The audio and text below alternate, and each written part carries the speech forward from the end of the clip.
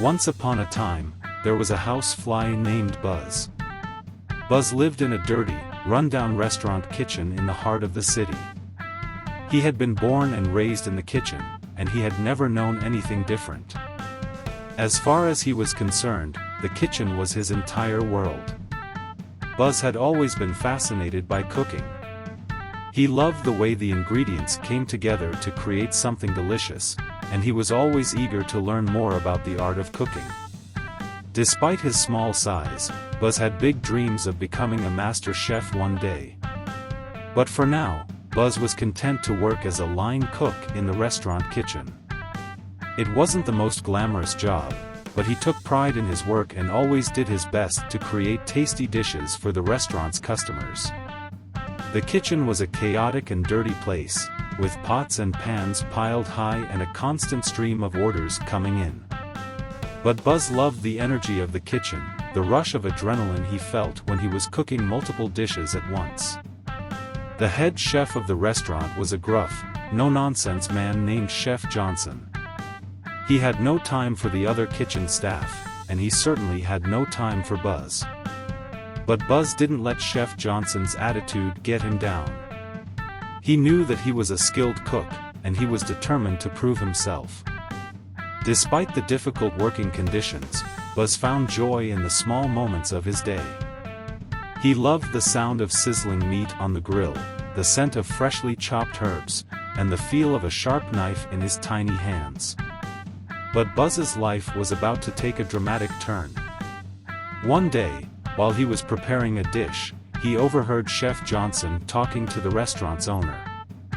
The owner was complaining about the lack of business and was considering closing the restaurant for good. Buzz was devastated. He couldn't imagine a world without the restaurant, without the kitchen that had been his home for his entire life. He knew he had to do something to save the restaurant. That night, after the kitchen had closed, Buzz stayed behind. He crept around the kitchen, searching for a solution. And then, he saw it, a recipe book that Chef Johnson had left out on the counter. Buzz pored over the recipes, studying each one carefully. He knew that if he could create something truly special, something that would bring in customers, he could save the restaurant. The next day, Buzz arrived at the kitchen early. He set to work, using the recipe book as a guide but adding his own special touches to each dish. He spent the entire day cooking, barely taking a break to rest. When the restaurant opened for business that evening, Buzz was ready. He had prepared a menu of dishes that he knew were sure to impress. And impress they did. Customers began pouring into the restaurant, drawn by the delicious smells coming from the kitchen. They raved about the food, telling their friends and family about the incredible dishes they had eaten. The restaurant's owner was thrilled. He had never seen so many customers in the restaurant before. And Chef Johnson, who had initially been dismissive of Buzz's cooking, was forced to admit that the housefly line cook had saved the restaurant. From that day on, Buzz's life changed. He became a celebrity in the restaurant world, with people coming from all over the city just to taste his food.